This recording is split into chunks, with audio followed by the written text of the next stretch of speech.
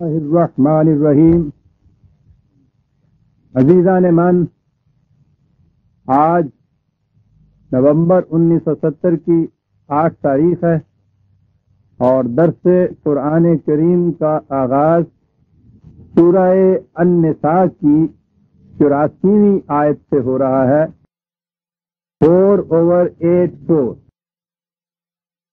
سلسلہ کلام تو چلا آ رہا تھا آیت 75-76 سے، جہاں کہا یہ گیا تھا کہ وَمَا لَكُمْ لَا تُقَاتِلُونَ فِي سَبِيلِ اللَّهِ، اے جماعت مجاہدین، اے جماعت مومنین، تمہیں کیا ہو گیا ہے کہ تم خدا کی راہ میں جنگ کے لیے اٹھتے نہیں ہو؟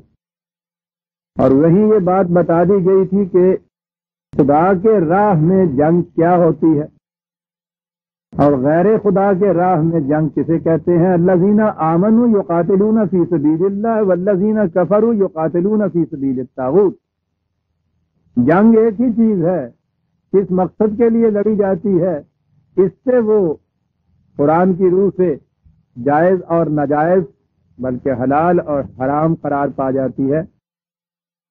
سبیل اللہ کی فی سبیل اللہ جو جنگ ہے اس کے متعلق اس نے خود ہی یہ بتا دیا تھا کہ ایک تو وہ مدافعانہ جنگ ہے کہ جب صورت یہ آ جائے کہ مخالفین تمہیں کسی جگہ بھی چین سے نہ بیٹھنے دیں، تمہاری آزادی کو سلب کرنا چاہیں، تم اس سرزمین کو چھوڑ کے دوسری جگہ بھی چلے آؤ تو پھر بھی وہ یورش کر کے تمہارے پیچھے آ جائیں، اور اب پھر فیصلے کی گھڑی آ جائے موت اور زندگی کی، تو ایسے وقت میں یہ جنگ جسے آج کی اصطلاح میں بھی خالصتاً مدافعانہ کہا جائے گا، اس کی اجازت دی گئی تھی۔ اور دوسری جگہ یہ جو سورہ النساء میں کہا گیا ہے وہ یہ تھا کہ مظلوم جہاں بھی بے سہارا رہ جائے اور وہ اپنی مدد کے لیے پکارے تو اس کی مدد کے لیے اٹھنا وہ ظالم کی کلائی کو مروڑ کر عدل کی میزان پہ جھکا دینے کے لیے جو ایک حدیث آتی ہے، مظلوم کی مدد کے لیے اٹھنا، یہ دوسری چیز ہے جنگ کی۔ اور قرآن کریم نے دو ہی شکلیں یہ بتائی ہیں، اپنی حفاظت کے لیے بطور آخری چارہ کار کے جنگ اور مظلوم کی حمایت کے لیے سینہ سپر ہو کے کھڑے ہو جانا۔ اور اس مظلومیت میں قرآن نے یہ کہا تھا، اور کتنی بڑی کشادہ نگہی ہے اس کی، کہ دنیا کی کسی قوم کی بھی معبد ہوں، پرستش گاہیں ہوں، بات تو پرستش گاہ کی اس نے کہا ہے، در حقیقت مقصد اس کا یہ ہے کہ کوئی بھی کسی دوسرے کی مذہبی آزادی کو طلب کرنے کے لیے اگر کوئی استبداد سے کام لے اور وہ مظلوم ہوں تو تم ان کی عبادت گاہوں کی حفاظت کرو، خود سینہ سپر ہو کے وہاں کھڑے ہو جاؤ، اپنے سینے میں گولیاں کھاؤ تاکہ بت پرستوں کے بت پدھے محفوظ رہ جائیں۔ آپ غور فرما رہے ہیں کہ جنگ فی سبیل اللہ کا دامن کہاں تک پھیلتا ہوا چلا جاتا ہے قرآن کی روح سے۔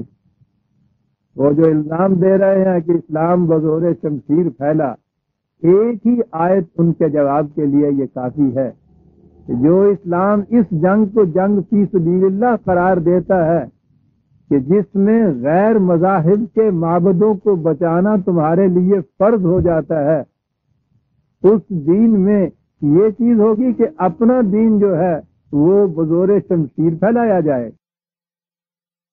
یہ تھا جسے اس نے جنگ فی سبیل اللہ کہا تھا۔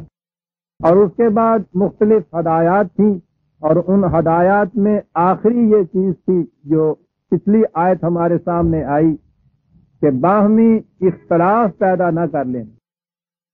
اس کی شکل اس نے یہ بتائی تھی کہ اپنے ہر اختلافی معاملہ کے لیے ایک سینٹرل اتھارٹی ہونی چاہیے، ایک مرکزی اتھارٹی ہونی چاہیے، جسے آج کی اصطلاح میں آپ مملکت کی اتھارٹی کہہ سکتے ہیں۔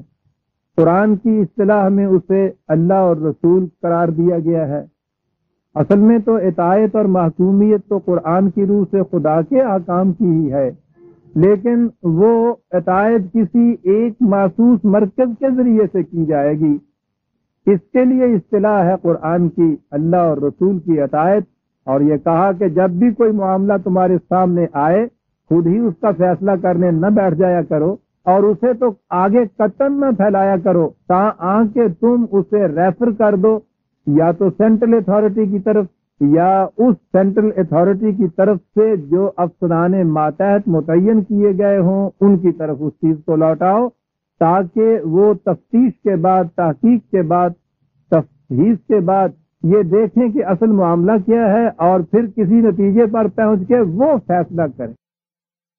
ان فیصلوں کے متعلق پابندی عائد کر دی اس مرکزی اتھارٹی پر یہ کہ ان کا ہر فیصلہ قرآن کی چار دیواری کے اندر رہتے ہوئے کیا جائے گا۔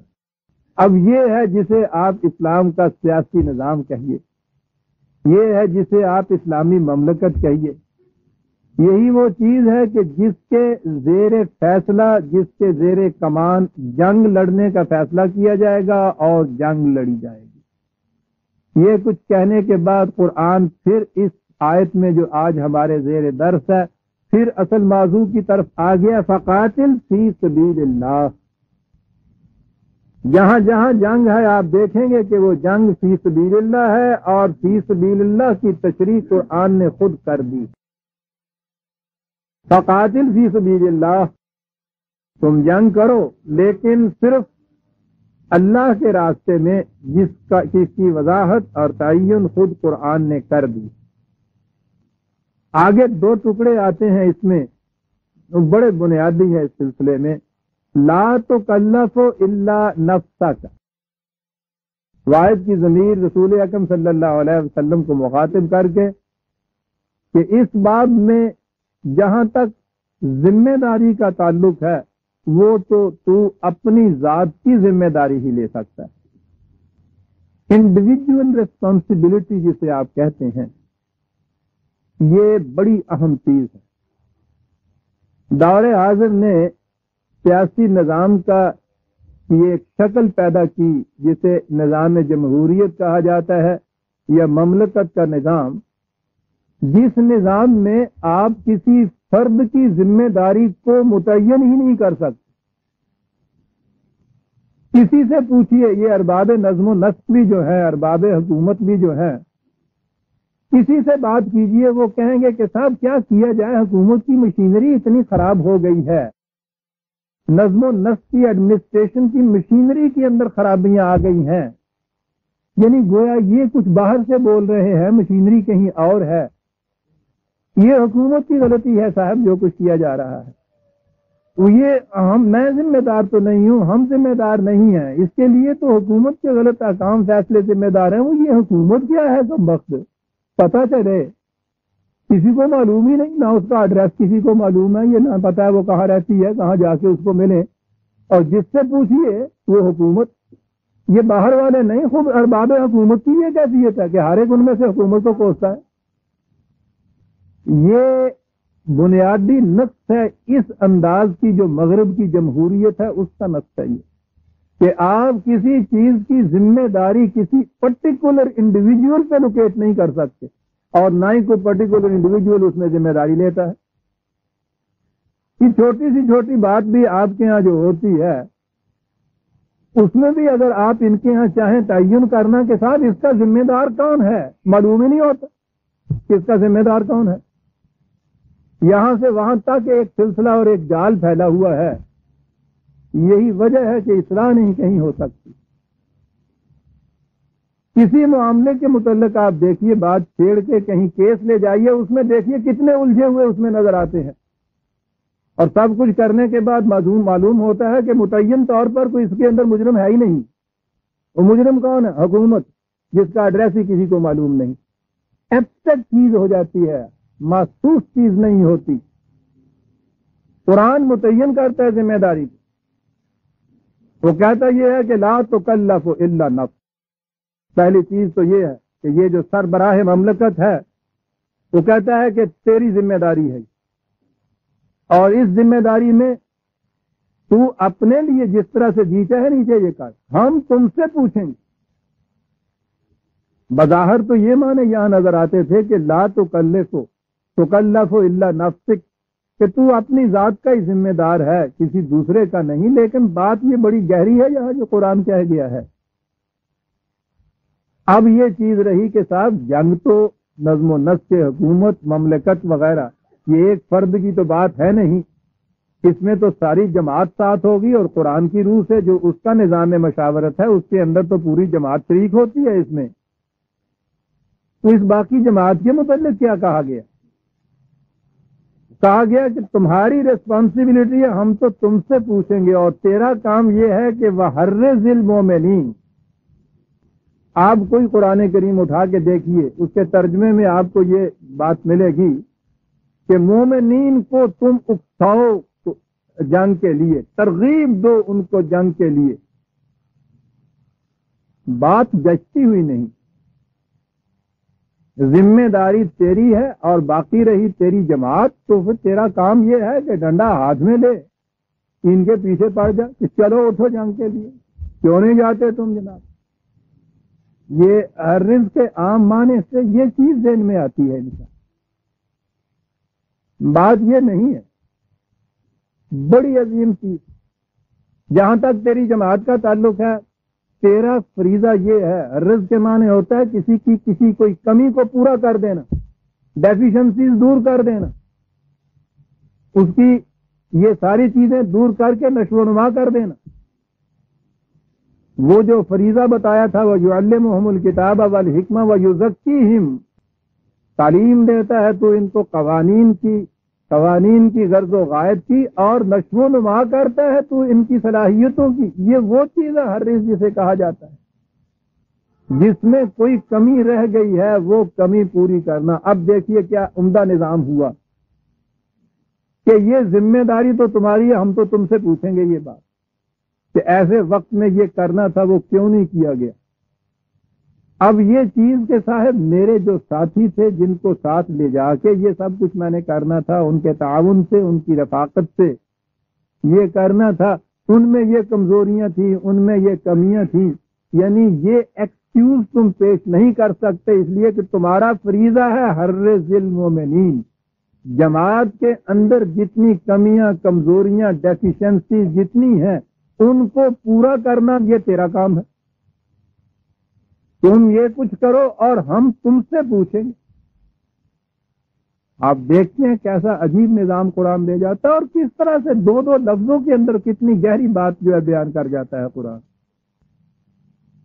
قرآن سے استنباط کے لیے طریقہ یہ ہے عزیزان من کہ اس کی ان چیزوں کے اوپر یوں ہی آگے نہ بڑھ جائیے، یہ تو ایک لفظ دامن پکڑ کے بیٹھ جاتا ہے انسان، کہتا ہے یہ چیز اگر تم نے کی کہ اپنی ریسپانسبلٹی اور ذمہ داری کا احساس کیا کہ میں اکاؤنٹیبل ہوں خدا کے سامنے، میں نے جواب دینا ہے، وہاں یہ کہہ کہ میں نہیں چھوٹ سکتا کہ صاحب یہ جو میرے ماتحت تھے، ساتھی تھے، میرے رفقا تھے، ان کی کیفیت یہ تھی کہ وہ ان میں یہ چیز نہیں تھی اور وہ کمزور ہو گئے، یہ تمہارا کام ہے، یہ کچھ کرو تم ان کے لیے۔ اور میں سمجھتا ہوں کہ آج بھی ہمارے ہاں یہ سول کی ایڈمنسٹریشن میں تو یہ کیفیت ہے جو میں نے عرض کی کہ کہیں بھی لوکیٹ نہیں کرتے۔ غنیمت ہے کہ ہمارے ہاں ابھی فوج کی ایڈمنسٹریشن میں یہ چیز نہیں، فوج کا جرنیل ریسپانسیبل ہے، لوکیٹ کی جاتی ہے وہاں ذمہ داری تمہارے ذمہ۔ اب یہ چیز کے نیچے جس قدر بھی اس کے ماتحت ہیں ان میں کس چیز کی کمی ہے، کیا کیا ضرورتیں ہیں اس کی، کیا کچھ ہونا چاہیے ان کے پاس، کیسے ڈسپلن ہونا چاہیے، میٹیریل کمی بھی، ان کی مورل کمی بھی جتنی بھی ہے اس کا پورا کرنا یہ اس کے ذمہ ہے۔ اور یہ ذمہ داری جو ہے اس چیز کی کہ انہوں نے یہ کچھ کیوں نہیں کیا، وہ اس کے اوپر آتی ہے۔ اسی سے صحیح نظم و نسق قائم رہتا ہے۔ قرآن کہتا ہے کہ اس جنگ کے لیے یاد رکھ تمہارا فریضہ یہ ہے کہ جتنی کمیاں، کمزوریاں، ڈیفیشنسی، ضرورتیں ہیں وہ ساری پوری کرنی ہے، اس کے تم ذمہ دار ہو، اور ہم تم سے پوچھیں گے کہ فلاں وقت پہ یہ جو کرنا تھا وہ کیوں نہیں کیا گیا اور کیوں نہیں ہوا۔ یہ اگر کر لو اپنا نظام تم، تو عسى الله ان يكف بأس الذين كفروا، یہاں جنگ کا مقصد جو تھا مدافعت کا واضح ہو گیا. یہ تم کر لو گے تو اس کے بعد تم دیکھو گے کتنی جلدی ایسا کچھ ہو جاتا ہے کہ یہ جو دست درازیاں کرتے ہوئے بڑھتے چڑھتے ہوئے تمہارے پیچھے آ جاتے ہیں یورش کر کے. تم دیکھو گے کہ خدا کس طرح سے ان کے استبداد کی روک تھام کر دیتا ہے. تو آپ نے دیکھا جنگ کا مقصد کہ دوسروں کی زیادتی، ان کا استبداد، ان کے مظالم، ان کی روک تھام ہے. واللہ اشد باسم و اشد تنکیلا. یاد رکھو اس نظام میں جو خدا کے ان قوانین کے تابع تم متشکل کرو گے، اس میں بڑی قوت آئے گی. کاہے کے لیے قوت آئے گی؟ انسانیت کو کچل دینے کے لیے، دوسروں کو غلام بنا دینے کے لیے. ایک لفظ ہے اشد و تنکیلا. یہ جو تنکیلا ہے، یہ نکال جسے ہم کہتے ہیں، وہ عربی زبان کا نقلہ. اس کے معنی ہوتا ہے کہ جو سرکش ہو جائے اس کے پاؤں میں بیڑی ڈال کے اس کو روک دینا. یہ صرف روک دینے کے لیے ہے. سرکش قوتیں، ظالم مستبد قوتیں، ان کو ان کی سرکشی اور دست درازی سے روکنے کے لیے ہے. اشد و تنکیلا. جنگ کا مقصد یہ ہو گیا. اور یہی وجہ ہے قرآن نے کہا ہے کہ جنگ میں جس مقام سے بھی دشمن تم سے صلح کے متعلق کہے تو فوراً صلح کو تسلیم کر لو تم. اس لیے کہ مقصد یہ تھا کہ وہ اپنی سرکشی سے باز آ جائے. نہ تو جول عرض مقصد تھا کہ تم نے کسی دوسروں کی مملکت چھیننی ہے، نہ کسی کی آزادی کو سلب کرنا تھا، نہ یہاں کہیں لوٹ مار کرنی ہے. مقصد تو سارا یہ ہے کہ یہ جو زیادتیاں کر رہے ہیں مظلوم انسانیت پر، اپنی ان زیادتیوں سے رک جائے. یوں ہی یہ رک جائے بس تمہارا مقصد پورا ہو گیا. اشد و تنکیلا. سرکش کو اس کی سرکشی سے روکنے کے لیے خدا کی قوت کام میں لائی جائے. یہ ہوئی فی سبیل اللہ قتال. یہ تو ہوئی تمہاری جماعت، اسے تو تمہارے ساتھ چلنا ہے.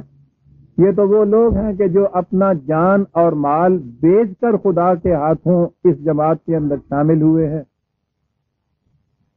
قرآن نے دوسرے مقام پہ وہ کہا ہے کہ تعاونوا علی البر والتقوی ولا تعاونوا علی الاثم والعدوان. ایک دوسرے کی مدد کرو اچھے کاموں میں، عام ترجمہ برے کاموں میں کسی کی مدد نہ کرو. اب یہ جو چیز ہے کہ کوئی بھی اگر اچھے کام کے لیے اٹھے، اور اچھا کام جو ہے وہ انفرادی طور پہ یا عام معیار کے مطابق نہیں، اس کے لیے قرآن نے معیار خود دے دیے کہ بر اور تقوی کیا ہوتا ہے. ان کاموں میں تعاون کرنا، دوسرے کے ساتھ کھڑے ہو جانا.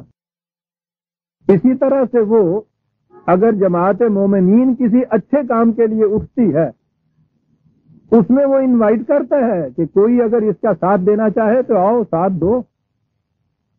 یہ جو ہے کسی کا اچھے کام میں دوسرے کے ساتھ کھڑے ہو جانا. اب یہ دیکھتے ہیں ٹکڑے کیسے عمدہ آ رہے ہیں. ڈائریکٹ ریسپانسبلٹی اس سربراہ کی، اس کے جتنے بھی ساتھی ہیں ان کی نشو و نما کی ذمہ داری اس پر.